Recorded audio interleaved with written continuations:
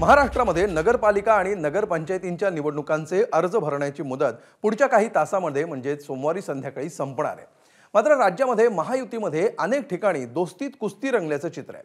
राज्याच्या पातळीवर एकत्र असणारे 3 पक्ष स्थानिक पातळीवर मात्र एकमेकांना कोंडीत पकडण्यामध्ये आणि एकटे पाडण्यामध्ये मशगूल असल्याची स्थिती आहे। त्यामुळे अनेक ठिकाणी महायुतीतलेच घटक पक्ष एकमेकांविरोधात उभे राहणार असल्याचं चित्र आहे। तर काही ठिकाणी तिरंगी आणि चौरंगी लढाईची देखील शक्यता आहे। पाहूया महाराष्ट्रामध्ये या क्षणी कुठे आणि काय काय बिनसलं याचा आढावा घेणारा राजकीय शोलेचा हा खास रिपोर्ट। स्थानिक स्वराज्य संस्था निवडणुकांचा उमेदवारी अर्ज भरण्यासाठी अवघे काही तास उरले, मात्र महायुतीत अद्यापही अनेक ठिकाणी गोंधळ, संघर्ष आणि शह-काटशहाचं राजकारण रंगलं। रायगडमध्ये पालकमंत्री पदापासून राष्ट्रवादी आणि शिवसेनेत सुरू झालेला गोंधळ नगरपालिका निवडणुकीत टिपेला पोहोचला। रायगडमध्ये कर्जत, माथेरान आणि खोपोली नगरपालिकेवर राष्ट्रवादीचा झेंडा फडकेल असं म्हणत राष्ट्रवादीनं शिवसेनेच्या स्थानिक नेतृत्वाला डिवचण्याचा प्रयत्न केलाय। कर्जत, माथेरान आणि खोपोली नगर परिषदेत राष्ट्रवादीनं शिंदेंच्या शिवसेनेला फाटा देत ठाकरेंच्या शिवसेनेसोबत युती केली आहे। त्यामुळे शिंदेंचे आमदार महेंद्र थोरवेंना एकटं पाडण्याचा हा डाव असल्याची चर्चा राजकीय वर्तुळात सुरू आहे। विधानसभेनंतर आपण बघितलेलं आहे, राष्ट्रवादी काँग्रेस पार्टीमध्ये विविध पक्षांमधून अनेक पदाधिकारी कार्यकर्त्यांनी पक्षामध्ये प्रवेश केलेला आहे। राष्ट्रवादी काँग्रेस पार्टीची ताकद नक्कीच वाढलेली आहे आणि मला तर वाटतंय माथेरान, नेरळ आणि कर्जत या तिन्ही नगरपालिकेवर राष्ट्रवादी काँग्रेस पार्टीचा झेंडा 100% फडकेल असा मला आत्मविश्वास आहे। आम्ही आता सध्या राष्ट्रवादी काँग्रेस पार्टीचे सर्व उमेदवारांना उमेदवारी जाहीर केलेली आहे। मी आपल्याला पहिलेही सांगितलं की आता आमच्यासोबत जो कुठला पक्ष येईल त्या पक्षाला आम्ही 17 तारखेपर्यंत आमच्यासोबत येईल, तर आम्ही घेऊन ही निवडणुकीला आम्ही सामोरे जाणार आहे। महाडमध्ये राष्ट्रवादी काँग्रेसनं भाजपसोबत युती केली आहे आणि तिथेही शिंदेंच्या शिवसेनेला एकटं पाडण्याचा प्रयत्न केला। त्यामुळे इथे महायुती विरोधात शिंदेंची शिवसेना स्वतंत्रपणे मैदानात उतरणार असल्याचं चित्र आहे। आमची नीतिमत्ता, आमची नियत हे आम्ही खासदारकीला दाखवून दिली। तुम्हाला सगळ्यांना माहिती आहे, जर आम्ही थोडीशी वाकडी मान फिरवली असती, मी असतो, दळवी असते, रवीशर असते, आमचा योगेश कदम असते, तर टांगा पलटी घोडे फडा, ते लक्षात ठेवा।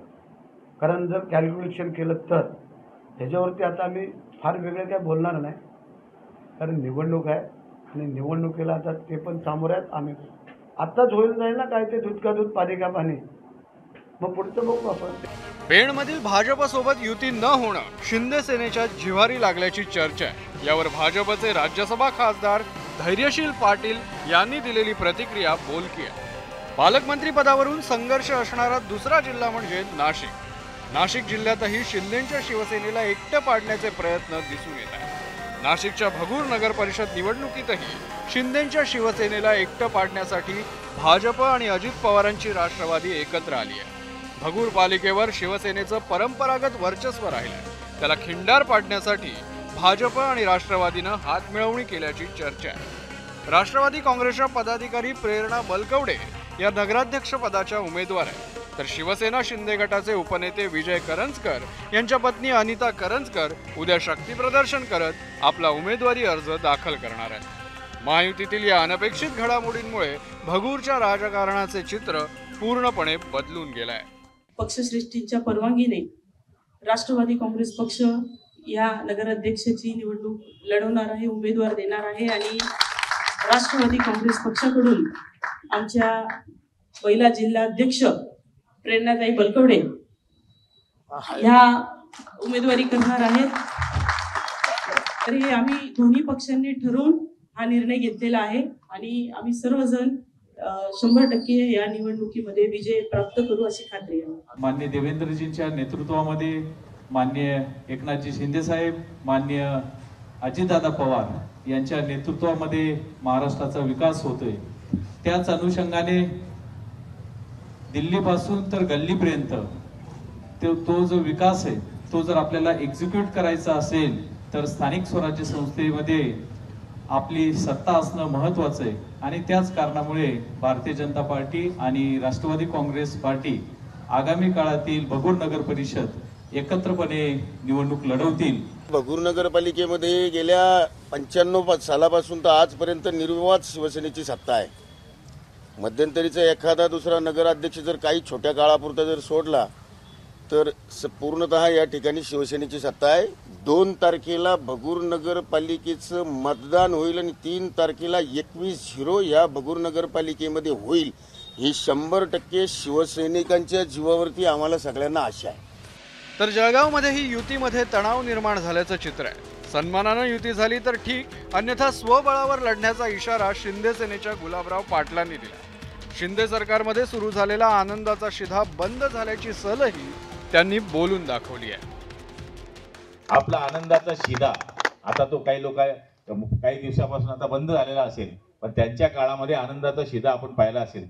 दसरा आला तर आपला किराणा आपल्या रेशनवर आपल्याला मिळायचा, दिवाळी आली तर आपल्याला मिळायचा, 100 रुपयामध्ये आनंदाचा शिधा मिळायचा. जी योजना शिवसेना प्रमुखांनी सुरू केली होती, शिवभोजन योजना, ती सुरू करण्याचा प्रयत्न शिंदे साहेबांनी केला. अकलूजवर गेली अनेक दशकं एक हाती सत्ता ठेवणाऱ्या मोहित पाटलांना भाजपनं नगरपालिका निवडणुकीत आव्हान दिलंय. तर महायुतीत असणाऱ्या अजित पवारांच्या राष्ट्रवादीनंही अकलूजमध्ये वेगळी चूल मांडली आहे. भयमुक्त अकलूज आणि अकलूजचा विकास या मुद्द्यावर ही निवडणूक लढवणार असल्याचं पालकमंत्री जयकुमार गोरेंनी सांगितलंय. मात्र महायुतीतील जोडीदार असणाऱ्या अजित पवार यांच्या राष्ट्रवादी काँग्रेसनं एक मास्टर स्ट्रोक खेळत मोहिते पाटील यांचे विरोधक डॉक्टर धवलसिंग मोहिते पाटील यांच्या कुटुंबाला पक्षात प्रवेश देत घड्याळ चिन्हावर अकलूज नगरपालिकेची निवडणूक लढवण्याचं घोषित केलंय. त्यामुळे अकलूजमध्ये तिरंगी लढत होणार हे आता स्पष्ट झालंय.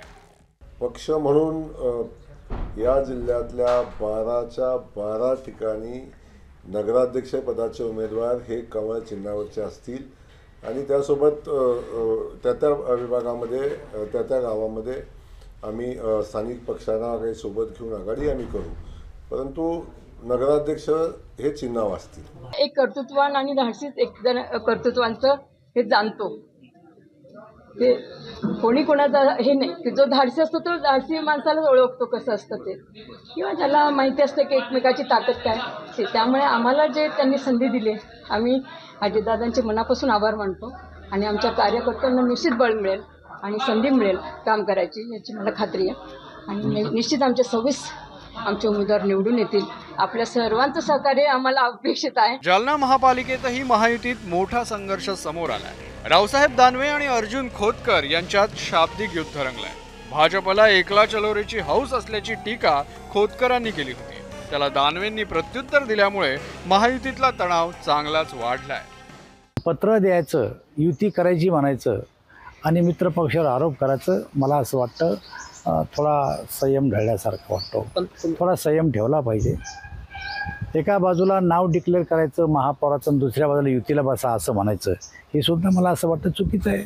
पण त्यांच्यासोबत आम्ही बसल्याच्या नंतर निर्णय करू. एक तर खरं आहे की जालना महापालिकेवर भगवा ध्वज फडकवायचा आहे. शिंदे साहेबांनी काल मत व्यक्त केलं, त्या मताशी मी सहमत आहे.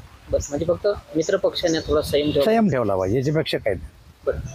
नागपुरात भाजपनं अखेरपर्यंत युतीसाठी सकारात्मक प्रतिसाद न दिल्यानं शिंदेच्या शिवसेनेनं विदर्भातील 55 नगर परिषदा आणि नगराध्यक्ष पदाच्या उमेदवारांना एबी फॉर्म वाटायला सुरुवात केली आहे. पूर्व विदर्भात शिंदेची शिवसेना स्वबळावर मैदानात उतरणार हे आता जवळपास स्पष्ट झालंय. पश्चिम विदर्भातही हेच चित्र असून अनेक ठिकाणी तिरंगी आणि चौरंगी लढतही पाहायला मिळण्याची शक्यता आहे. नागपूर जिल्ह्यात होऊ घातलेल्या 15 नगर परिषद आणि 12 नगर पंचायतीच्या निवडणुकीपैकी आज आम्ही शिवसेना पक्षाच्या वतीने 19 नगर परिषदेचे एबी फॉर्मचं वाटप केलेलं आहे. भारतीय जनता पक्षासोबत युतीचा आम्ही प्रयत्न केला, परंतु ते शक्य झालं नाही. त्यामुळे आम्ही आता मैत्रीपूर्ण लढती करणार आहोत. वरिष्ठ नेते समन्वयाची भाषा करत असले तरी स्थानिक पातळीवर फोडाफोडी आणि शह यांना उधाण आल्याचं चित्र आहे. आता वरिष्ठांकडून यातल्या कुठल्या ठिकाणी काय तोडगा काढला जातो आणि लढाईचं अंतिम चित्र काय तयार होतं हे मात्र अर्ज मागे घेण्याच्या प्रक्रियेनंतरच स्पष्ट होईल. ब्युरो रिपोर्ट, एबीपी माझा. एबीपी माझा, उघडा डोळे बघा नीट.